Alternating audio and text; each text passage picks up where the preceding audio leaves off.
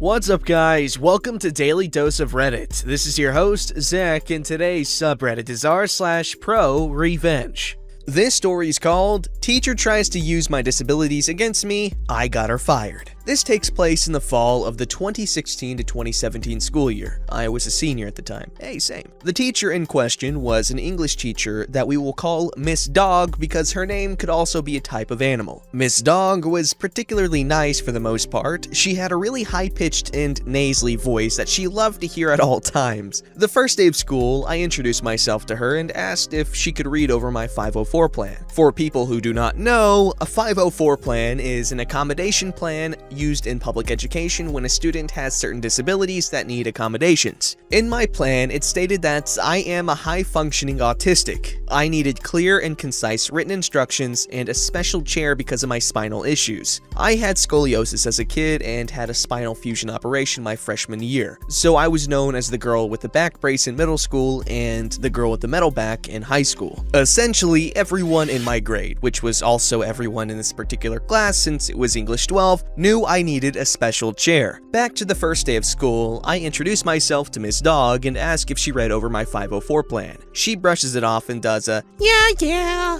Okay, whatever, teachers are busy and their jobs are already stressful. She probably had a million other things she had to have done. For the first week of class, I had to take some pain meds to get through English. Miss Dog would regularly get upset that I had brought a bottle of water with me to class every day and that I couldn't stay still in my seat. A classmate of mine, I'll call him Football Jock, spoke up and told the teacher that I do not have the special chair that I need. Miss Dog took that as an insult and was ready to chew out Football Jock when pretty much the entire class started to speak up and agree with him. The weekend passes and Monday I find my chair-desk hybrid thing is replaced with a special chair and a separate desk. I had thought it was over. Oh boy was I frickin' wrong. This was just the start. Fast forward to the middle of the semester. We had just finished reading Lord of the Flies, great book by the way, and we had an assignment to make a music soundtrack for a hypothetical movie of the book and explain what parts of the story would have what song played. Now, I'm a big Vocaloid fan, so I went all out, but I made sure to use English covers of the songs that weren't in English. After we get the grades for the projects, I see that I got a C on it, which was really odd for me since I was a straight A student. I asked Miss Dog about it, and she told me her reasoning for the C was that, I didn't know what any of those songs are. I was going to give you an F, but your written part and the CD case were both perfect, so I gave you a C.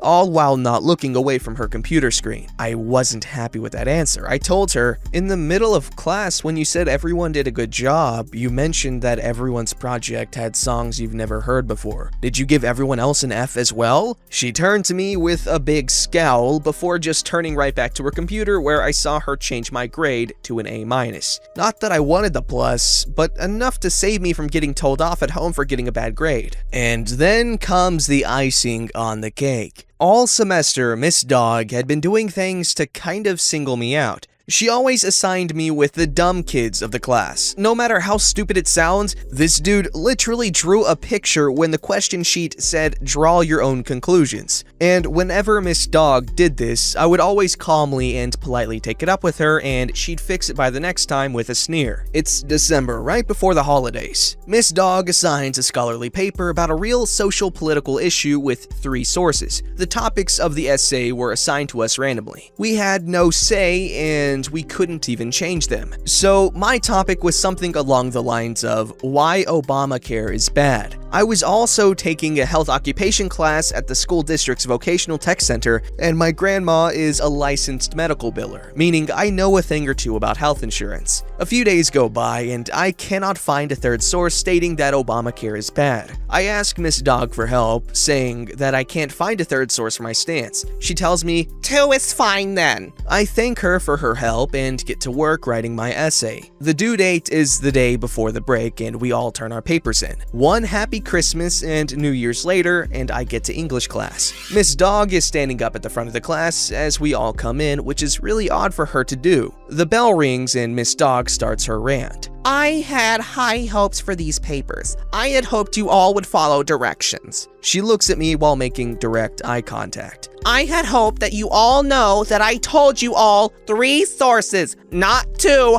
3. She went into a yelling tantrum about how someone didn't have 3 sources, making eye contact with me the entire time. I'm the kind of person to cry whenever someone is yelling in anger. It doesn't matter if it's directed at me or not. I'll cry. So after her rant, I took my stuff and left the classroom. I think I'd gone to the band area to hide until the next class. While in my crying solitude, I finally said enough was enough. I'd usually just keep quiet about stuff like this. I was used to being teased for things since it happened a lot, and I thought this was no different. But it was. This bench needed to pay. I got up and went to the office. I hated going to the office even though I never got in trouble. The feeling of just being in there just made me feel guilty. I asked to see the principal and they let me. The principal of my high school was a very nice man that later went on to getting a position higher up in the school district after I had graduated. I sat down in the principal's office and he was ready to hear the usual bully spiel a crying student would say. I took a second to compose myself and said, "Miss Dog has been using my autism and scoliosis as a way to alienate me from the class and as a way to treat me as a lesser being in her class. She doesn't grade my work fairly and she just screamed at me in front of the whole class to point out that I wasn't like the rest of the students in her class." I've never forgotten what I said,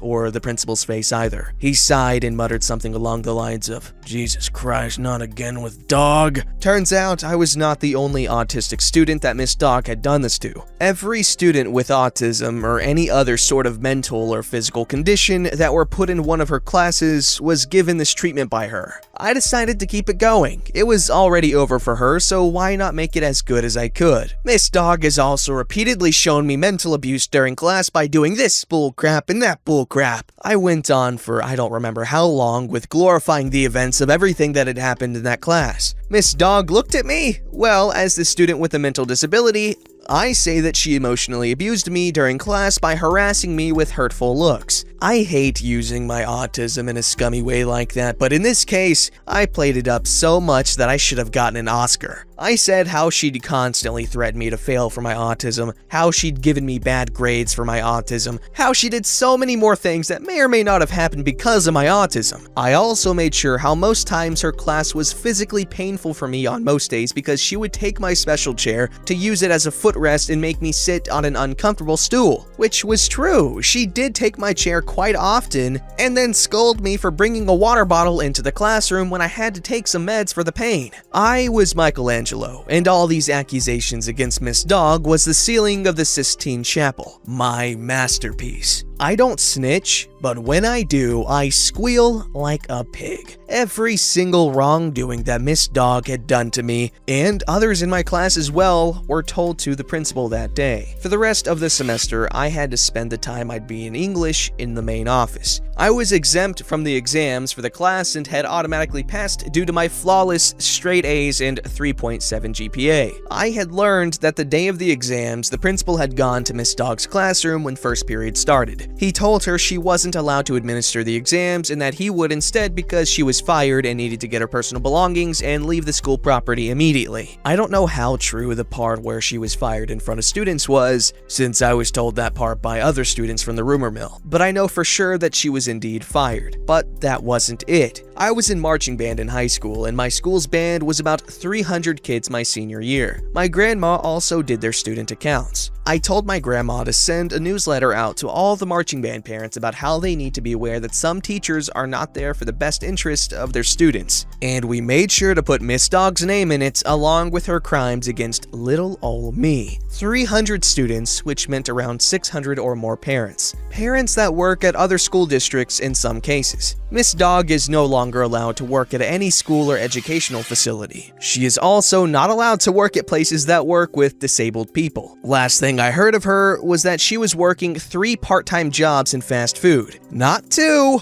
3. I really hope that Taco Bell is one of those places that she works at because Obamacare and the 2 credible sources saying it was bad is no longer a thing. You know what, that was pretty good. I don't understand how someone like that can get a job as a teacher, because that's just kind of ridiculous. Treating people like that, that's stupid. This story's called Scam Me for $80 for Cleaning on Move Out? I don't think so, Jack. Background. About 10 years ago, my landlord died, or at least the person who owned the place we were renting. The property managers had been delightful, but whoever inherited wanted to sell, so the house was for sale. Enter a jackass, we'll call him Jack, who decides to buy the place. Now ours was the top floor, i.e. attic converted into a suite of a house, less than 35 square meters or 375 square feet. The bathroom was literally where the stairs up to the top floor used to be. The place was tiny. Jack came to check out the place, as you should before buying a place. He had one of those Bluetooth earpieces in, and I can't even remember if he even acknowledged us. He spent about 30 to 45 seconds in our suite. Next time we hear from him is about a month later. Apparently, he'd bought the place. He stops by to give us a notice of rent increase, effective in 6 months. Legal minimum from $485 to $795. The place is not worth that much. We say nuts to that and decide to buy a house since it's not much more per month. Surprise to anyone who's never bought a house, it was more than just mortgage payments. We give him all the required notice to move out. We move and clean the place up really well. Mind you, when my partner moved in, it was not especially clean, and we happen to have the move-in inspection which mentions this. Jack decides to try and scam us for $80 of our damage deposit for cleaning. He doesn't provide the required forms, just says, "I'm going to hold $80 from your damage deposit for cleaning." We respond with, no, you're not. Jack, assuming we need the cash for our next damage deposit or bills, and will settle for anything, "Take this or I'm going to keep your whole deposit." Cue revenge. So he decides to just keep the whole deposit, $485. I file paperwork with the rentalsmen, who, unsurprisingly, after their investigation, rule in my favor. He's ordered to refund the whole deposit, but Jack decides not to pay, and the rentalsman doesn't have any enforcement powers. So I have to go to the local sheriff's office. They can send a legal demand for the deposit, plus costs, but it will cost me $100 to $150, I forget, up front. Sure, go ahead. Jack decides to ignore the sheriff's kindly letter. Sheriff says that they can start proceedings to recover the debt plus costs, but I again have to pay up front. About $250, and it might take quite a while. I guess most people quit at this point. Being out of pocket around $700, throwing more money at the problem and maybe having to wait months didn't appeal to them. And there's also a chance you never collect. I chose to pay the sheriffs. They sent another, less friendly letter to Jack, but here's the best part. Now that they're recovering a debt, they're going to recover on all of the outstanding judgments against him, and apparently he has tried this crap before. They send him another couple letters, pay up or else. Jack chose else. Then they seized title to Jack's giant white SUV. I can't remember what it was, but not a cheap one. They didn't physically take it away or anything, but they gave him 30 days to pay all the damages against him or they would take it and sell it at auction. Somehow, he all of a sudden found the money. My share, $485 plus $150 plus $250 equals $885. The other people who'd registered judgments but not paid to start the collections process were about $5,000 more. I can't remember how long the process took, at least 6 months though. The moral of the story, scummy landlords are scummy, and wow, that is not a big living space. Glad they moved out. This story's called Mother's Christmas Revenge. To start, my younger sister and I were the recipients of this revenge. One year, my sister and I were particularly brutal to each other. We even had to get put in separate rooms because we were fighting so much. On Christmas Day, as any child would, my sister and I ran to the living room to see what presents we got from Santa. Only there was nothing under the tree. We were confused, and my mother asked if we had checked our stockings. When we went to check, we saw coal in our stockings. My sister and I were confused, so we ran to where we had left the cookies and milk, and all we found was a note. The note said that he was very disappointed in us for our behavior and that we wouldn't be getting any presents this year because of how badly we acted. He even said that we acted so badly that we would forever be on the naughty list. I started bawling my eyes out and my sister shut down. Then we heard the doorbell ring over my screams. When we opened the door, there was Santa. He said he changed his mind and that if we promised to behave from now on, we could have our presents. We immediately agreed and he left. I wanted to peek out the window to see his reindeer and sleigh, but my mother stopped me. After retelling the story one Christmas Eve, that was when I learned everything. My mother had called the fire department because they did this thing on Christmas Day where they would dress as Santa and deliver presents to the needy. They didn't want to do it until my mother explained the situation and she would leave the presents outside. When she told this story to her coworkers, they told her what she did was terrible and that they would never do that to their kids. My mother would respond with, "Yeah, well, my kids behave now." It's been 15 years since this incident, and my sister and I rarely fight to this day. Ever since I heard this story, I have vowed that if I ever had kids, I would do this to them if they are ever as bad as my sister and I were. Okay, wow, that's super clever. That's like Scared Straight Santa edition. That's a really good idea. Don't forget to like, subscribe, and hit that bell to never miss an episode.